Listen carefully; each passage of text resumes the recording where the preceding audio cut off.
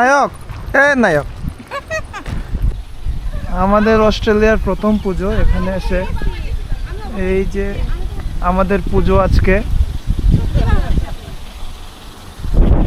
তো অস্ট্রেলিয়ার প্রথম পুজো বাবা মা ছাড়া এখন আসছে গাড়ি আমাদের উপর।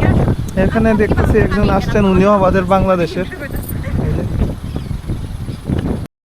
তো আমরা যাচ্ছি এখন পুজোয়। তো পুজো মোটামুটি আমাদের বাসা থেকে 30 কিলোমিটার দূরে। তো স্বর্ণকমল এবং তার ওয়াইফ আমাদের বাসায় আসছিল এবং ওই দিক থেকে অনিমেষ এবং রত্না আসতেছে। তো আমরা মোটামুটি পুজোর একটা ভাইব নিয়ে পুজোর গান শুনতে শুনতে যাচ্ছিলাম, অনেক আড্ডা এবং খুব এক্সাইটেড ছিলাম যে কি হবে।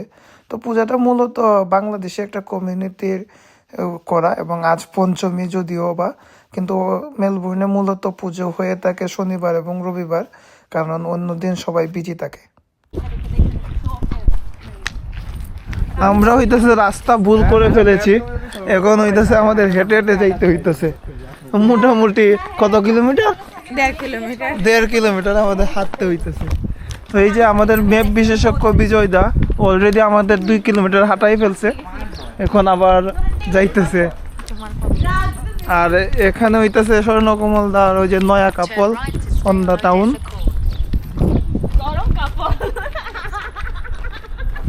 নয়া কাপল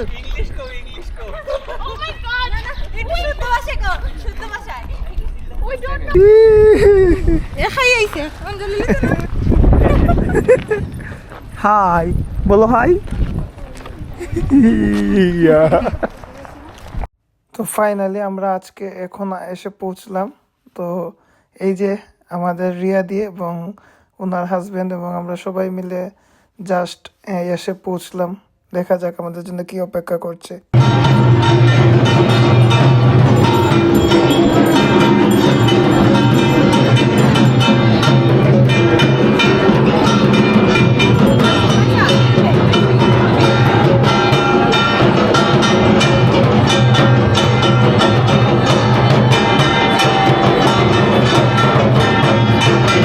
আসার সাথে সাথে এদিকে অষ্টমীর অঞ্জলি শুরু হয়ে গেছে। তো আমরা তাড়াহুড়ো করে অঞ্জলি নিতে চলে গেলাম এবং পুষ্প এসব সংগ্রহ করলাম।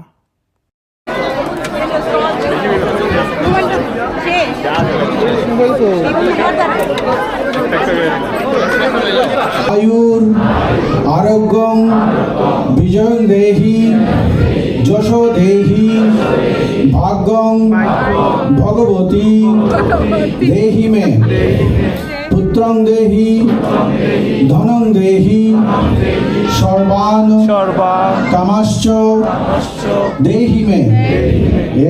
এই যে আমাদের দেবী দুর্গার প্রতিমা। তো এই প্রতিমাটা আমার কাছে একটু অন্যরকম লেগেছে।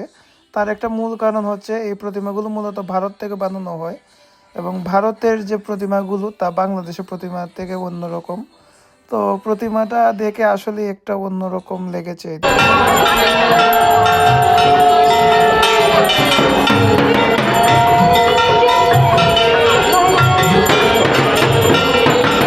এখন আমাদের প্রসাদ প্রসাদের জন্য আসলে রিয়াদিকে ধন্যবাদ। রিয়াদি আমাদের সবাই অনেক দিন আসলে অনেক সুস্বাদু ছিল, একেবারে নিজের বাংলাদেশে মনে হচ্ছিল ফিরে গিয়েছি। আর এটা যেহেতু বাংলাদেশেরই কমিউনিটি, তো আশেপাশের সবাই মানে বাংলায় কথা বলছে, তো এটা আমার জন্য একেবারে মনে হচ্ছিল না যে আমি অস্ট্রেলিয়াতে আছি। এবং এই পূজায় এসে মোটামুটি যাদেরকে আমার সাথে পরিচিত হয়েছে হিন্দু এবং যারা হইতেছে মেলবোর্ন থাকে তাদের সবার সাথে বের হয়েছে। তো সব মিলে একটা ভালো অন্যরকম পরিবেশ তৈরি হয়েছিল। এখানে পুজো উপলক্ষে আয়োজকরা নানান রকম দোকান বসিয়েছে। দোকানের পণ্যগুলো আসলে অনেক সুন্দর এবং দামও অনেক সাশ্রয়ী। তো এগুলো দেখে আমি আসলে মনে হয়েছিল আমাদের দেশের পুজো, যে পূজাগুলোতে মোটামুটি এই এক ধরনের মেলা বসে। তো এরকম মেলা, কিন্তু আমি ফুচকা অনেক মিস করেছি, কারণ এখানে ফুচকা নেই। যাই হোক, সব মিলিয়ে বিভিন্ন ধরনের চুড়ির দোকান, শাড়ির দোকান, জুতোর দোকান সব মিলিয়ে খুবই সুন্দর ছিল। এবং অনেক মানুষের সব জায়গায় ভিড় করেছিল। সব মিলে খুব ভালো লাগছিল সেগুলো দেখতে। এভাবে আমাদের সময় অনেকক্ষণ কেটে গেল। তারপর আমরা মোটামুটি বিকেলের দিকে আবার সবাই ফেরত গেলাম এবং পুজোর গান শুনতে শুনতে আবার ফেরত গেলাম বাসায়। দেখো তুলছি যে শাড়ি কবে ঠান্ডা